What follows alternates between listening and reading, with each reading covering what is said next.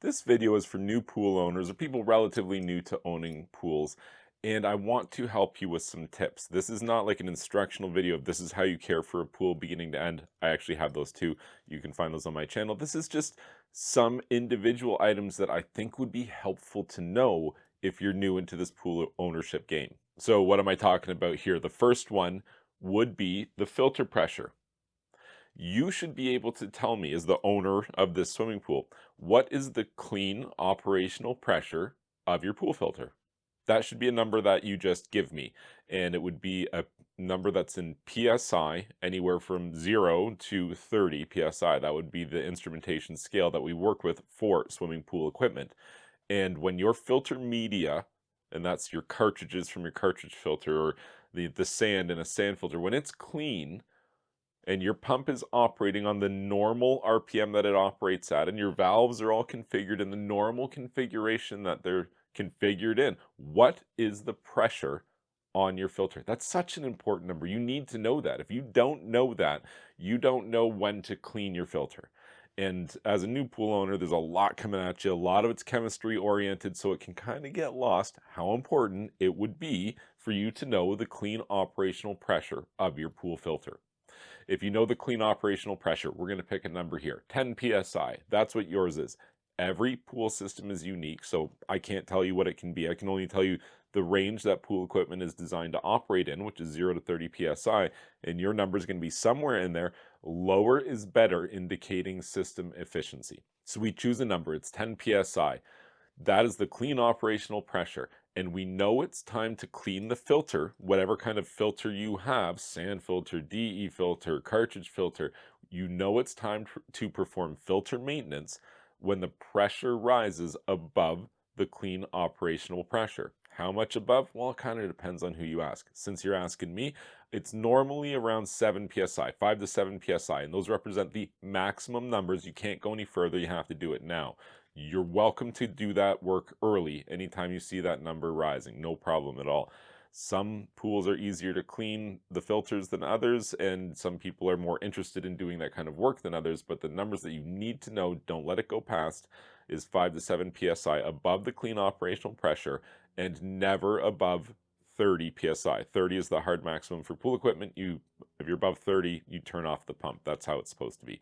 So if you're at 25 psi as your clean operational pressure, that indicates a system with a lot of resistance to flow. Maybe you've got a really robust pool system with lots of pipes and different equipment going on there. So you have a high resistance to flow. 25 psi is your clean operational pressure.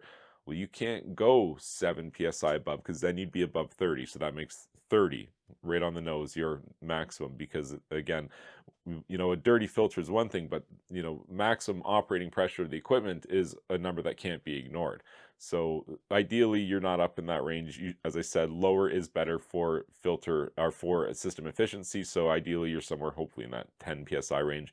When you see 15 psi, it's time to go get it done. 17 psi, okay, drop what you're doing. Let's go get this work done right now so that you can get that psi back down to the 10 psi clean operational pressure for your system. Okay, so that's just one thing, but what else do you need to know as a new pool owner? Like, I can't make a list like this without saying this, so let's just get it out of the way. You need to learn pool chemistry.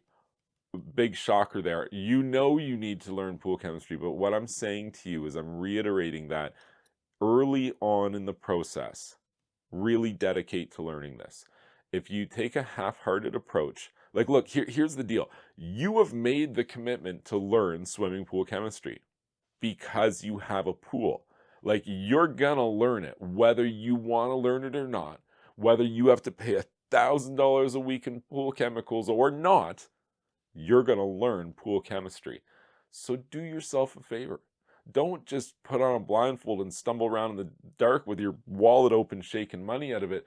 Learn about pool chemistry right in the beginning so that you can be an informed pool owner and you can go into a pool store and have intelligent conversations with the people there who presumably know stuff about swimming pool water chemistry and can help you with your questions and the problems that you're going to encounter as a swimming pool owner. All of this facilitated by this rudimentary knowledge that you can gain by 1 or 2 sittings. You can learn a ton about swimming pool water chemistry in 1 or 2 sittings where you really sit down with a cup of coffee and a commitment to learn. Like I have a 10-minute swimming pool chemistry crash course that I wrote on my website, swimmingpoolsteve.com. You should totally check it out. But aside from that, there's so many resources now. You can just be spoon-fed the information, but really it gets overwhelming because you don't really know what you need to know. And there's so many different things, but really 99% of the time it's like 6 things. So, and I kind of itemize that in my crash chemistry course where I teach you what you need to know, the order you need to know it in. And that is really helpful for a lot of people because there are other things that you might need to know, and they might come up for people rarely. Really just commit to learning the basics, and that's going to solve 99% of your water chemistry problems. And we're talking about a half dozen variables that you need to learn about and the order that you need to make corrections to the water for those half dozen parameters. Okay, moving on from scolding you about water chemistry, what else do you need to know? Label the pipes. If you're new to owning a pool, and some of them are really fancy, some are more straightforward, but still, if you're at all intimidated about the swimming pool and the valves and all of this stuff, go outside with a Sharpie marker and learn about the swimming pool system and write down what they are. When you figure out what each of the things are, write it down. Like start with the pump, right? The pump is the cylinder low to the ground with an electric wire attached to it, and it's the heart of the system, and it moves water. It draws it from the pool and pushes it through the filter and heater and all the other stuff and back to the swimming pool. So if you can just follow from the front of that pump, there's going to be a pipe, one minimum, or no, there's no maximum, but there could be more. So at one minimum, and that'll be presumably a skimmer, you could write skimmer on that, and you could draw an arrow from that pipe going into your pump because it's sucking water from the skimmer into the pump, and now an arrow coming up from the pump and going into the filter, and then from the filter to the heater, and from the heater to the salt chlorinator, from the salt chlorinator to the return manifold, and then you might have multiple returns. Well, you could label them so you know this is the close return, the far return, this kind of stuff. And then once it's all labeled and you've taken the time to do that, well, I mean, you're gonna understand that so much better. You're not gonna be intimidated at all anymore to interact with your swimming pool system, at least to the degree you know what everything's doing. You might still be intimidated, but I have another tip for you that leads me to my next thing. You should read the instruction manual for all of the pool equipment that you own. And here's a couple things about that. For one, the manufacturers are really good about putting that information out there online, electronically. You can just go and look it up, and there's a PDF, and there you go. You're reading all about it. And every single piece of equipment you have, pump, filter, heater, salt chlorinator, automation panel, the AOP system, a UV light, ozone system, whatever it is, should have some sort of model number or serial plate or something to this degree that you can get some numbers from, and you can then research what you have. Almost every piece of pool equipment has numbers on it that you can look it up and understand the date of manufacture and where it was made and how many BTUs or the size or the weight, or there's all kinds of important information for you there that you could get. And if you can get that information, then you can get the instructions/owner's manual for the equipment. Reading the owner's manual for each piece of equipment, what is that? Like one Sunday afternoon, just sit down with 6 manuals. And we're not talking 6 manuals and pour through them, just leafing through them. That's all you're doing. Reading some important points that you might encounter along the way, like note, never do this or that. You're like, oh, I didn't know I should never do this or that. I do it all the time. Pool equipment's like that. And one day, sitting down and just reading through those PDFs, you could solve yourself a ton of heartache, save yourself a ton of money, get to know the equipment a little bit, read the instruction and ownership manuals for each piece of equipment you have by downloading them from the manufacturer's website after looking up the information that you need to know to find that to download from the actual equipment itself, model numbers, serial numbers, that kind of thing. It should be all on the equipment there somewhere. Okay, what else? Give me a good tip. Okay, I'll give you a good tip. What are you, a caveman? Don't vacuum your pool anymore. Go buy a robotic vacuum and let the robots do the work. It's about time the robots start doing the work. I was promised a future where I just get to sit around and be fat and lazy and pursue artistic, creativity and whatever, and the robots were supposed to do all the hard manual labor, and it's actually kind of going the other direction. The robots are doing all the artistic stuff, like drawing pictures and writing stories, and we're still doing the manual labor. That system's broken. We should overthrow AI and start by buying a robotic vacuum cleaner and throw that sucker into your swimming pool and work him until he dies, which should probably take like 5 to 7 years on average based on my experience. It's a lot of money for a robotic pool vacuum, but it's worth it. I like it for a lot of reasons. The convenience. Get out of here. It's so convenient to just have it. It does its thing. It keeps the pool clean and you're good. The thing I like most about the robotic pool vacuum is that it divorces the pool vacuuming from your filtration equipment. Conventionally speaking, vacuuming your pool is done with your pool pump through your pool filter. Like that's what captures the debris. And it works fine to do that, but it means you have to run your pool pump, and some systems even require a second booster pump that has to run. And, you know, I just prefer, since there is a standalone system for vacuuming the pool, which is the robotic pool vacuum, I prefer that to the system which utilizes the pool pump and the pool filter because I find that it increases the maintenance cycle that I have to do for my filter because it loads all of the debris from the pool into the filter as opposed to loading it into this robotic vacuum, which I clean out periodically. I prefer that method. I just think it's a more cost-effective, energy-efficient way to keep your pool clean versus using a booster vac and a pressure side vacuum cleaner system, or even just any kind of vacuum system that utilizes the pump and filter from your swimming pool system. I prefer to just have those separate if possible, but I love the convenience of a robotic pool vacuum. Okay, a lot of random points there that I've given you about swimming pool ownership. Let me give you one more random one. It's just touching on chemistry a little bit.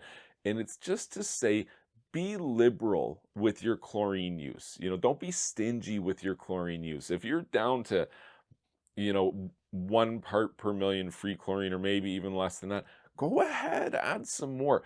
If you let it drop to 0, the organic matter growth begins immediately and it grows so quickly and you can't see it happening for a long time, and you test the water and it says you don't have any chlorine now, but what it means is you have negative chlorine, some unknown quickly growing number of negative chlorines in your pool, and you're going to add chlorine and then you test the water next thing, it's like, oh weird, I still don't have any chlorine because it's growing prolifically due to the lack of chlorine. And that's the nature at which bacteria multiplies and organic debris grows, and you'll end up with these algae blooms, but not for a while. For a while, the water still looks clear, and then eventually it looks a little cloudy, and then it starts to turn green.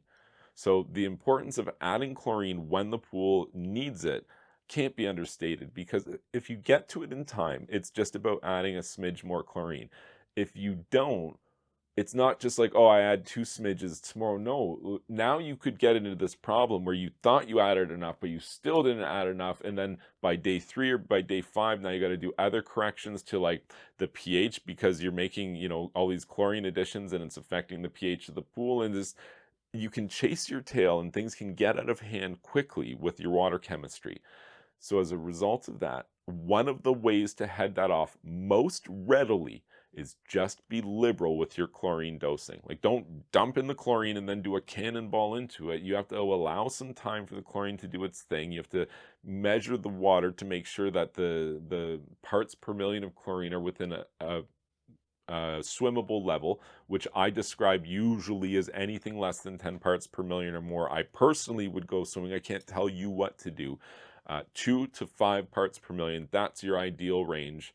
When you go to the local YMCA and go swimming and there's a lot of chlorine in the water and whatever, that's probably closer to 10, maybe 20, depending on the amount of stabilizer in the water, because there's a relationship between those two things. But in the average residential pool, I usually say anything under 10 is safe to go swimming, provided that chlorine hasn't been added anytime in the last 12 hours. Because there could be, pockets of concentrated chlorine still diffusing within the body of water. Be liberal with your chlorine dosing. Don't let your chlorine level drop to 0. And combined chlorine in your pool, the ideal number is 0. You should try to keep that number lower than 0.2 parts per million at all times. That's opening up a whole can of worms for chemistry stuff that we're not going to go into here, but I just want you to know it. Combined chlorine, that's the chlorine that's been used up in your pool. So you don't want it there. That's what makes pool water look bad and smell bad and not react properly to chemical corrections. That combined chlorine should be 0 in water, which is perfectly balanced. But your water won't be perfectly balanced. It'll be used regularly, and as a result, combined chlorine will eventually be there. At the point at which it's 1 part per million or higher, it's a big problem and you have to do something about it. So I'm suggesting to you that don't wait until it's at the big problem level. Combined chlorine is bad. Keep an eye on yours. When you see yours at 0.2 parts per million or more, you're going to do something called breakpoint chlorination. You're going to have to Google it or watch another one of my videos to learn more about it, but you're going to do it because now you know about that. I hope you found all of this information helpful. I know it's a lot of different stuff coming at you, but I have a ton of resources which can help you. And this video, really more than anything, is just designed to attract people like you who are new pool owners who are looking for help, because I'm definitely a person that can help you with that. If you found this information helpful, please like this video, subscribe to my YouTube channel, and you can check out my website, swimmingpoolsteve.com.